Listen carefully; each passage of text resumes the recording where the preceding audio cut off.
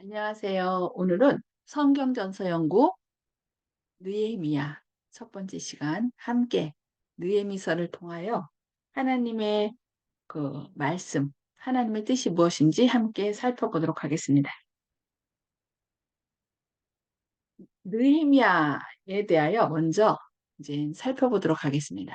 느헤미야는 그 의미가 그 이스라엘 백성들은 그 이름에 다 뜻이 있는데 우리나라 사람도 그 한자를 쓰기 때문에 한자의 뜻이 있잖아요. 그것처럼 그 한자의 뜻을 통하여 우리에게 어떤 이름의 의미를 부여했듯이 이스라엘 백성들도 그 이름에 다 뜻이 있습니다. 그런데 그 느헤미야라는 이름의 뜻은 주님께 위로받는다라는 뜻입니다.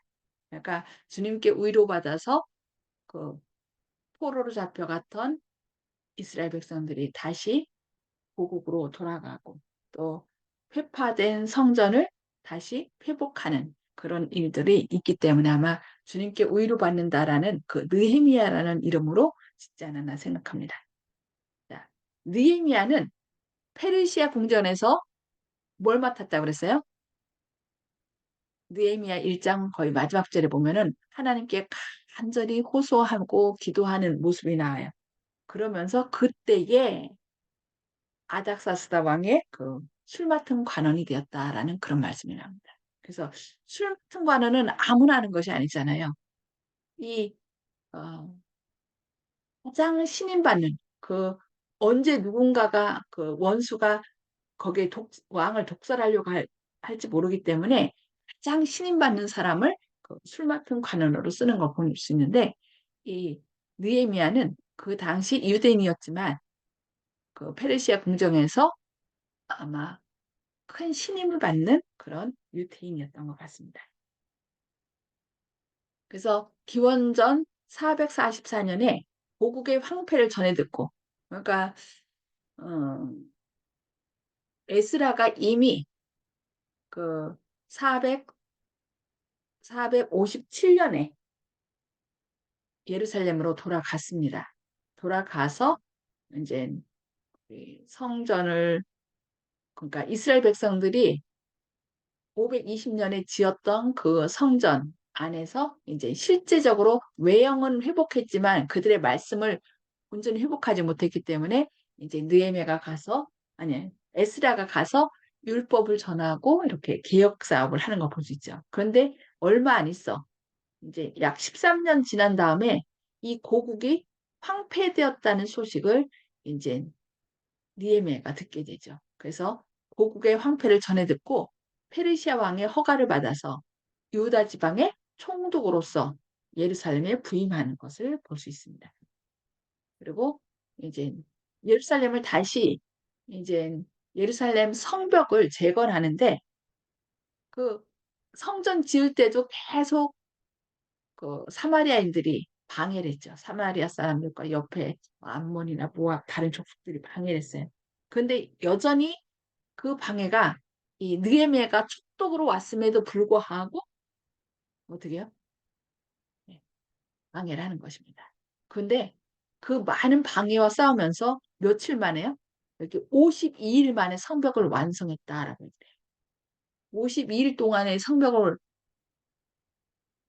완성했을 정도면은 되게 열심히 한 거죠. 그래서 한 손에는 그 도구를 들고 한 손에는 무기를 들고 이렇게 해서 아주 밤까지 아침부터 저녁까지 이렇게 열심히 성벽을 완성한 걸 볼 수 있습니다. 그리고 사마리아의 세력을 배제하여 새로운 나라를 건설하는데 힘썼습니다. 그래서 부채 면제, 그러니까 계속 경제적으로 어려움이 없기 때문에 자녀를 뭐 종으로 팔고 그런 것들이 있기 때문에 모든 부채를 면제하는 등 또 경제적 불평등을 어떻게 해소해주고 안식일 문제 또 율법을 엄격히 지키도록. 그래서 당시 어, 레위인들이 찾아보니까 레위인들이 거의 성전을 지키는 것이 아니라 일하러 나간 것입니다. 왜 그런가 했더니 그들이 11금이 모아지지 않으니까 월급을 줄 수 없는 거예요. 원래 레위인들은 자기 일을 하지 않고 성전 일을 하도록 11금으로 이제 그들의 그 필요한 것을 공급받았잖아요. 근데 11금이 모아지지 않기 때문에 레위인들이 다 성전 일을 놔두고 그냥 다 밭으로 일하러 간 거죠. 그래서 다시 11금을 거두게 하고 또 안식일을 그들이 온전히 지키지 못했는데 안식을 다시 엄격하게 지키도록 하고 또 다른 민족과의 결혼을 금지하는 등. 그러니까 레위인들, 제사장들 보니까 다른 나라 사람들하고 이방 사람들하고 결혼한 사람들이 많았어요. 그래서 이제 이방 여인들을 내보내라고 그렇게 하면서 또 이제 이방인하고 결혼을 금지하는 등 유다의 재건에 진력을 다한 사람이 혼신의 힘을 다한 사람이 바로 느헤미야입니다. 그래서 저희가 배웠듯이 이 느헤미야는 누가 썼어요? 음수거 다 풀어주시고 저희가 이제 에스라와 느헤미야는 한 권의 책이라고 했어요. 그러니까 지금은 우리가 사무엘 상하도 서로 나누고 열왕기 상하, 뭐 역대상하 다 나눴지만 그 옛날에는 한 권의 책이었다고 했어요. 그처럼 이 에스라와 느헤미야도 한 권의 책이었습니다. 자, 역사적 배경을 한번 살펴보면 이제 에스라하고 같이 한 권의 책이기 때문에 이제 처음부터 또 다시 한번 살펴보겠습니다. 1장에서 3장까지, 에스라 1장에서 3장까지는 스룹바벨의 지도 아래 유대인들이 포로에서 귀환한 일. 누구의 명령에 의해서요? BC 여기 고레스 나오죠. 고레스의 칙령에 의하여 BC 539년 그 칙령에 의하여 스룹바벨이 총독이 돼 갖고서 유대인들이 포로에서 귀환한 것입니다. 그 다음에 그래서 이제 이들이 한 일이 에스라 1장에서 3장까지 제사제도의 재조직 및 또 성전 중건의 시작 등을 기록합니다. 그리고 포로로 갔던 이 유대인들이 어느 지파의 몇 명, 어느 지파의 몇 명에서 사람들을 헤아린 걸 볼 수 있습니다. 그리고 에스라 4장에서는 이 모든 사건들은 고레스 통치, 그러니까 BC 539년 초기 약 2년 내에 일어났고 그 다음 13년 동안 그 사업은 어떻게 해요? 사마리아 사람들이 자기들이 잘 살고 있는데 갑자기 거의 70년 동안 주인 노릇 안 했던 잡혀갔던 이 유대인들이 다시 돌아오면서 내 땅 내놓으라고 하면서 재건한다고 하니까 어때요? 반대했겠죠.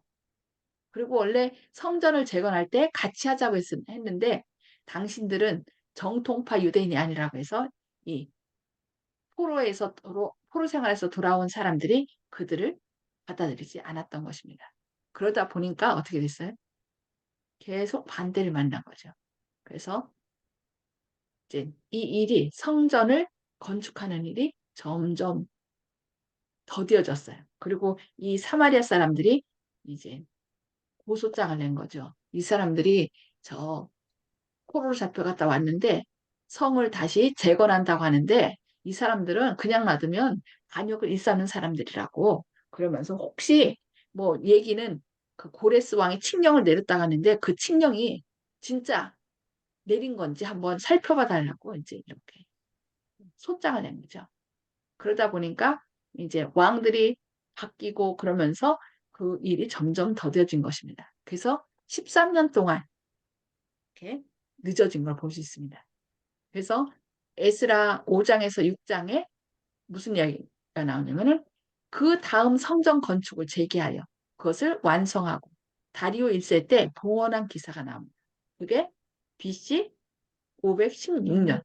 그러니까 1차 귀환령은 그러니까 고레스 통치 때 고레스가 내린 거고요. 2차 중건령은 다리오 1세 때 언제나 다리오 1세 때 520년에 내렸어요. 근데 이제 4년 걸려서 성전이 건축돼서 BC 516년에 재건된 것입니다.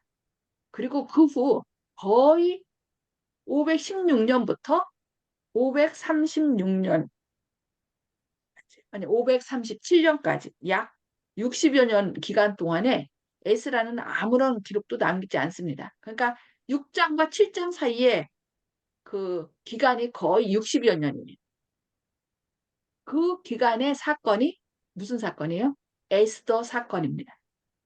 그래서 이 에스라는 이 사건 5장부터 6장까지 시간이 지나고 또 6장에서 7장까지의 60여 년의 기간이 지난 다음에 이 에스라가 귀환한 것을 볼 수 있습니다.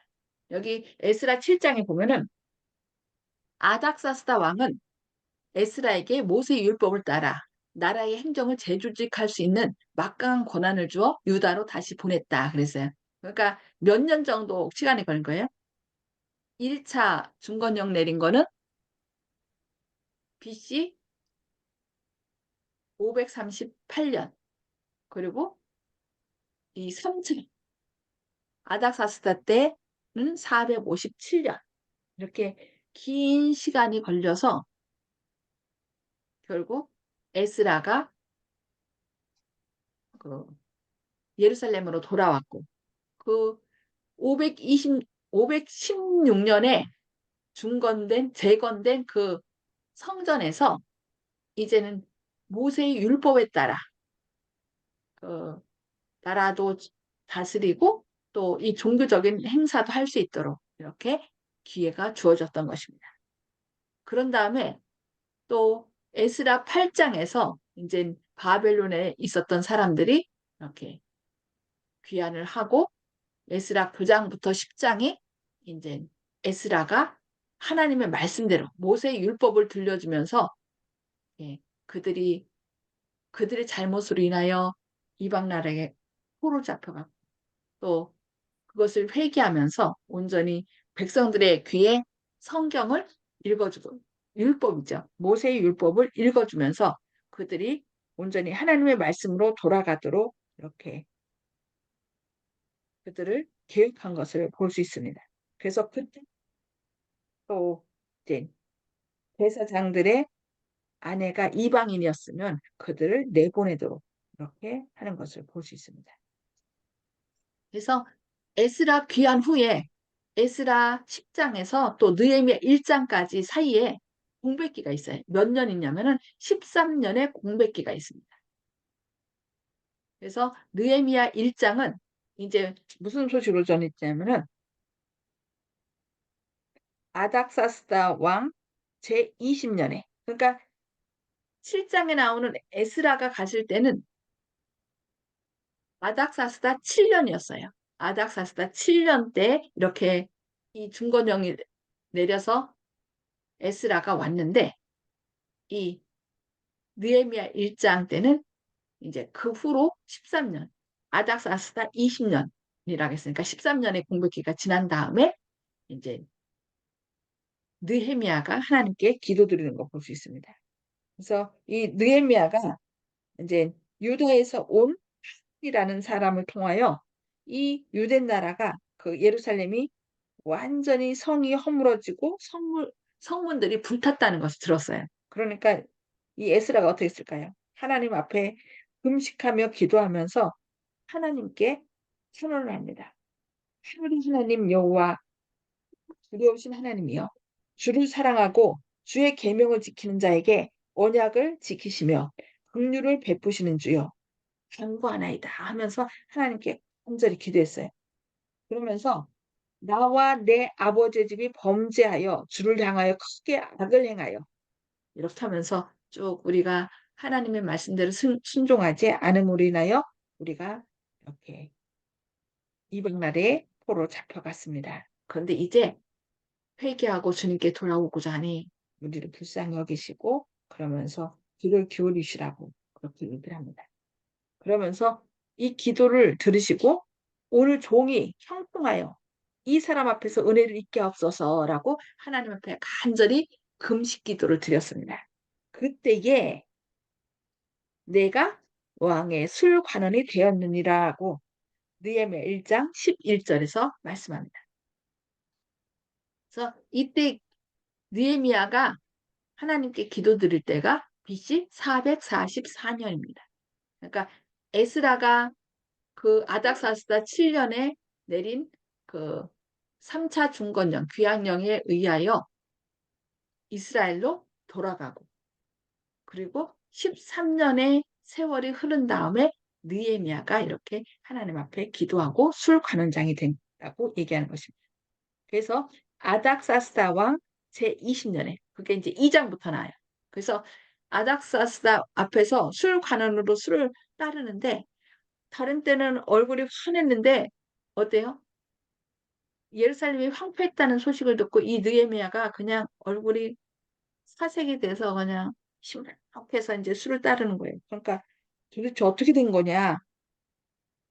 이제 물어, 네가 병이 없는데 어째 얼굴에 수심이 있느냐라고 얘기를 하는 거예요. 그러니까 그때 이제 이 느헤미야가 왕한테 이제 사실을 얘기하죠. 내 조상들의 묘실이 있는 성읍이 황폐하고 성문이 불탔기 때문에 내가 어떻게 이렇게 수심이 없게 있, 없지 않을 수 있겠습니까? 라고 얘기하는 거죠. 그래서 그럼 내가 무엇 해주기를 원하느냐라고 했을 때 제가 가서 그 왕의 목전에서 은혜를 입었으면 유다 땅 조상들이 묘실해 있는 성읍에 보내서 그 성을 건축하게 해달라라고 얘기를 하죠. 그래서 느헤미야 2장부터 6장까지 아닥사스다가 느헤미야의 예루살렘 귀환을 하도록 하고 성벽 중건을 그 중건 요청을 수락하여서 예루살렘 성벽을 중수하는 일이 나옵니다. 근데 예루살렘은 성을 중수하는데 어떻게 했을까요? 또 이 뭐 소마리아 사람이라든지 여러 주변 사람들이 또 방해를 하는 거죠. 이제 산발랏이 나오고 암몬 사람 도비아가 나오고 또 이렇게 계속 얘기하는 그것을 하지 못하도록 계속 하는 것입니다. 그럼에도 불구하고 어떻게 했어요? 하나님 이제 그 이 느헤미야는 백성들을 이렇게 격려해서 여기 보면은 그때부터 성장 16절부터면 그때로부터 내 수하 사람들의 절반은 일하고 절반은 갑옷을 입고 창과 방패와 활을 가졌고 민장은 유다 온 족속의 뒤에 있었으며 성을 건축하는 자와 짐을 나르는 자가 다 각각 한 손으로 일을 하며 한 손에는 병기를 잡았다라고 얘기를 하겠습니다. 그래서 그들이 이렇게 이 성전을 중건하는 일에 최선을 다함으로 어떻게 했어요? 며칠 동안 아까 있다 그랬죠? 3, 52일 만에 이 예루살렘 성을 중건하게 됩니다. 그래서 7장에서는 느헤미야가 예루살렘의 사람들이 다시 거주할 계획을 세우고 돌아온 자들의 계보를 얻습니다. 그러니까 1차 때 몇 명이 왔고 뭐 이렇게 하면서 2차 때 그 돌아온 사람들의 그 계보를 숫자를 헤아리게 되는 거죠. 그러면서 다시 예루살렘의 사람들을 어떻게 거주하게 할 것인지 계획을 세우게 되는 거죠. 그 다음에 느헤미야 8장에서 10장까지 이제 이 에스라와 먼저 왔던 에스라와 또 이 느헤미야가 함께 힘을 합쳐서 이제 예루살렘 중건했잖아요. 52일 만에 이제는 그들이 내적으로 종교 개혁에 힘쓰는 것을 볼 수 있습니다. 그래서 1장부터 10장까지 이렇게 쭉 있는데 그들이 함께 이제 이 에스라가 어떻게요? 책을 펼치고서 위대하신 하나님 여호와를 송축하며 모든 백성이 손을 들고 아멘 아멘 하고 응답하고 몸을 굽혀 얼굴을 땅에 대고 여호와께 경배하니라고 얘기를 합니다. 그래서 여기 레위 사람들은 백성이 제자리에 서 있는 동안 그들에게 율법을 깨닫게 하였는데 율법책은 낭독하고 누구 낭독해요? 에스라가 낭독하겠죠. 그 뜻을 해석하여 백성에게 이제 그 낭독하는 것을 다 깨닫게 했다라고 얘기를 해요. 그러니까 이제 사람들이 여호와의 말씀을 딱 들으면서 백성들이 어떻게 해요? 울어요. 왜냐면은 그 율법 가운데 너희가 하나님을 섬기지 않고 우상을 섬기게 될 경우에 이방인에게 이렇게 잡혀가고 포로가 될 것에 대한 얘기가 있거든요. 그러니까 자기들의 잘못으로 인하여 그렇게 포로 생활했던 것을 듣고서 이제 다 울죠. 그러자 이제 느헤미야가 얘기를 합니다. 그러면서 이날은 우리 주의 성일이니 근심하지 말라. 여호와로 인하여 기뻐하는 것이 너희의 힘이라. 여호와로 인하여 기뻐하는 것이 너희의 힘이라고 얘기합니다.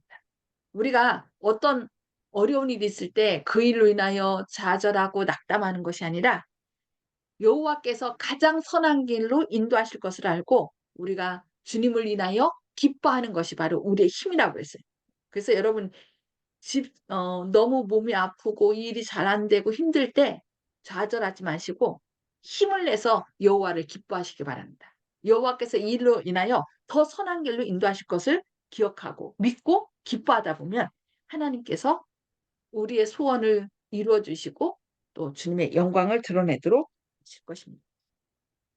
그리고 느헤미야 11장에서 이제 예루살렘 재거주 계획이 시행되고 또 12장에서 성전 종사자들의 명단을 쭉 거의 성전 종사자들 누구예요? 레위 지파죠.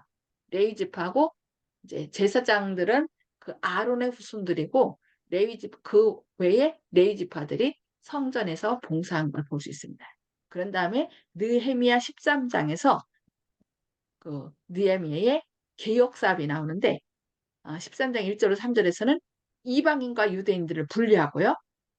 또 그다음에 13장 4절로 9절에서는 성전에서 도비아를 쫓아냅니다. 이 도비아는 암몬 사람으로 계속 뭐 한 사람이에요? 성전을 건축하고 성을 건축하는 일에 계속 방해한 사람이에요. 그래서 성전에서 도비아를 쫓아냅니다. 그다음에 레위인들을 다시 모으고 11조 헌납과 안식일 준수를 개혁합니다. 안식일에 짐을 지고 들어오지 말며 또 헌금을 드리도록 하고 그들이 그래서 이 레위인들이 하나님의 율법을 선포하고 백성들에게 가리키도록 하기 위하여 11조를 신실하게 드릴 것을 이렇게 사람들에게 촉구하는 거죠. 그리고 이방인 아내에 관한 개혁. 그래서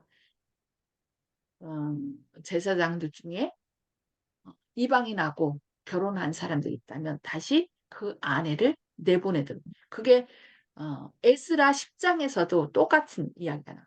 그래서 이방인과 섞이지 말고 다시 온전히 하나님 안에서 개혁하도록 그렇게 하는 걸 볼 수 있습니다. 그리고 13장 30절, 31절에서 결론적인 진술을 합니다.